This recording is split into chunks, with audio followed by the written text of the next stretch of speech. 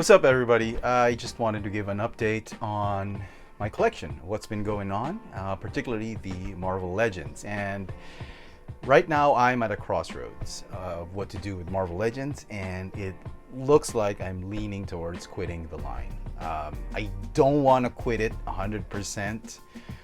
There's still some Marvel Legends figures that really spark my interest, but with the way things are going now for Marvel Legends, it just doesn't seem right to continue collecting this line, given today's economy and the aftermath of the pandemic. I find myself in a very difficult position to keep collecting, particularly this line of action figures. Let me just show you quickly what I have left in the collection, and then we'll start discussing some of the reasons why I decided to put a pause on collecting these figures. So here's what's left of my Marvel Legends collection. You got the Renew Your Vows, you got the Retro Spider-Man, you got the Black Suited Retro Spider-Man, Far From Home, or No Way Home, I guess Far From Home, No Way Home Spider-Man, Peter Parker, which I'm not entirely sure I'll be keeping this. We'll see. We've got War Machine, we've got Iron Man figures right here, Thor, Hulk, and Ant-Man and the Wasp. Just waiting for the Wasp version of this one to try and collect the classic Avengers, but that's it. That's it. Everything else that's in bins right here are Transformers. Transformers, and G.I.Joe classified series. More boxes. These are just boxes and no place to put them, but I've kept most of the Transformers in bins, and I've covered them up so that the sunlight doesn't hit them, and they've got some dividers right here, some folders, just so the sun doesn't land or doesn't cause any plastic degradation on the figures. It sucks that I have to do this, but that's just the way it is. I don't have space for a cabinet. I'm too lazy to clean the dust and all that, and I just feel this is the way I could do it now. Just to store them and just to keep them away from the elements, just to preserve the figures, because the way things are going with Hasbro, the plastics that they're using, they don't really stand up to the elements, moisture, humidity, and all that. And I live in Manila, and humidity, moisture, sunlight, heat is just crazy out here. So this is the best thing I can do to preserve the Transformers. There are still a bunch of other Transformers right here. All the combiners are still here. You got Metroplex, you got some of the G1 toys are there somewhere in the dark, but that's it. So most of the collection is just basically Transformers now. I do have some classified series. I didn't get everybody. I just got the figures that I really like, and I still have a healthy Star Wars collection. You can see right here, this is what's left of my Star Wars collection. That's it. I've really trimmed down. These are Luke Skywalker figures. These are Darth Maul, Darth Vader figures, some Boba Fett. You got some loose figures right here. And that's it. You'll also notice that I've gotten rid of my lightsaber collection, except for this one. This one's very special. Even though the value of this one has gone down, I don't use it to cosplay anymore. This lightsaber symbolizes how much my wife loves me, because if you remember, she picked this one up in Japan. She had to lug it through the snow, through the airport, and this is very sentimental to me, so I'm not letting this one go, even if the value has already plummeted. But still a healthy Star Wars Black Series collection. I will still keep collecting this line, but very sparsely, just picking out the major characters and the ones I really like 100%. If you notice, there are no stormtroopers, there are no Mandalorian troopers, there's no clone troopers, there's no army building figures in the collection. I'm just not into that. No droids, except for I guess R2-D2 and C-3PO, but they're not even Hasbro products. They're Bandai model kits. So now, for some of you, it might be difficult to imagine that this whole area right here, up to here, before my wife took over and turned this into her pantry, this entire area right here used to be filled with a ton of Marvel Legends figures, some Star Wars figures, some Marvel Universe figures, all the way here. So here's a little trip down memory lane, a little bit of a snippet of some images of what this area used to be almost a decade ago.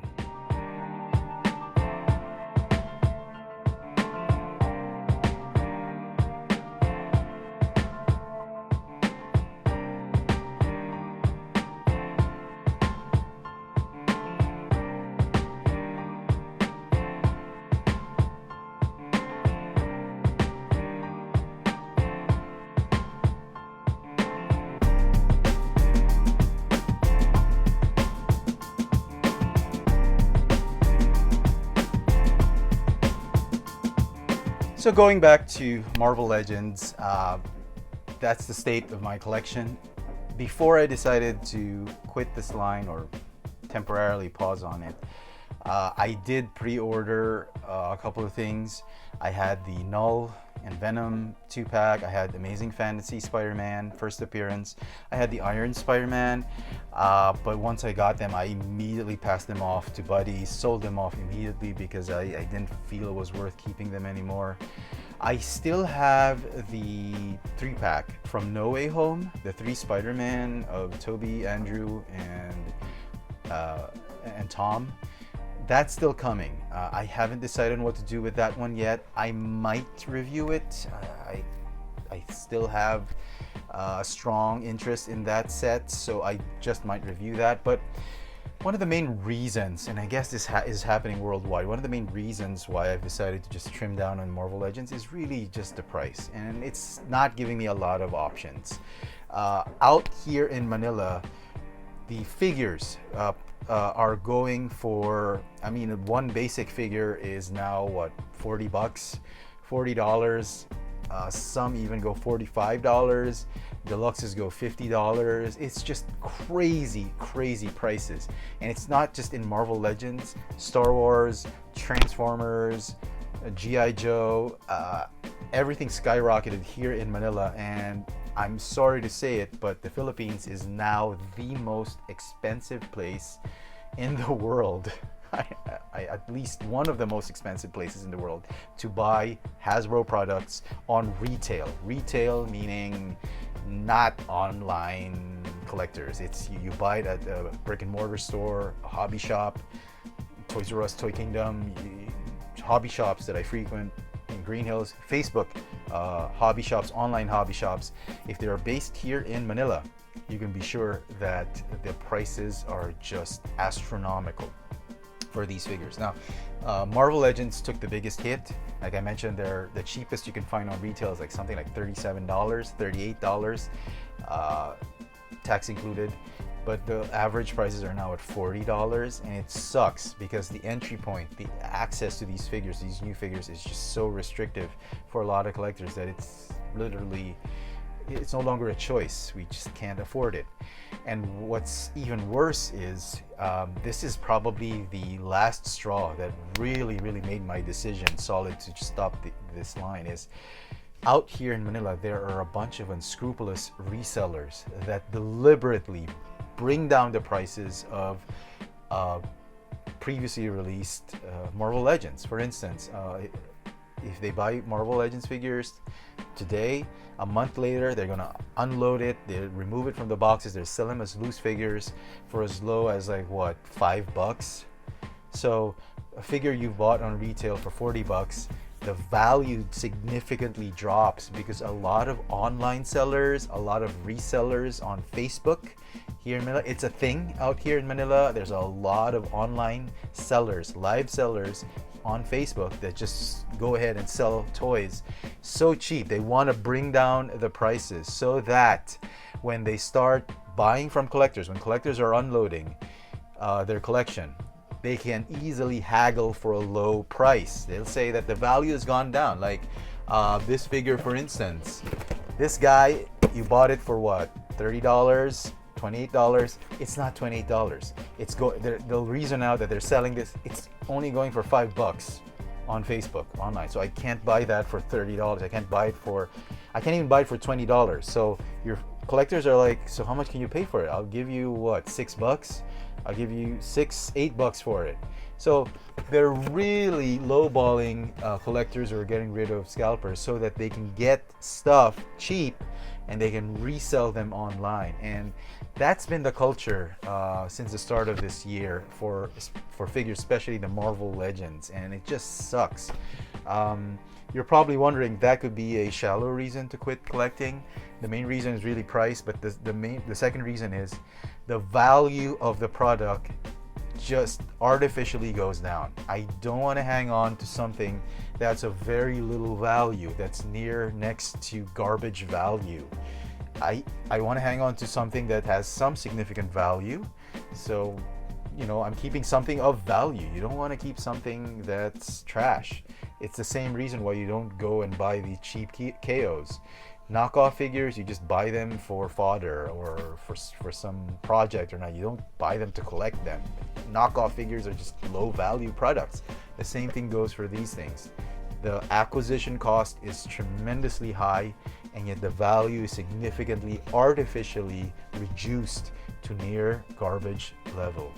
And that was the last straw for me, and I decided I'm not gonna stick with this line.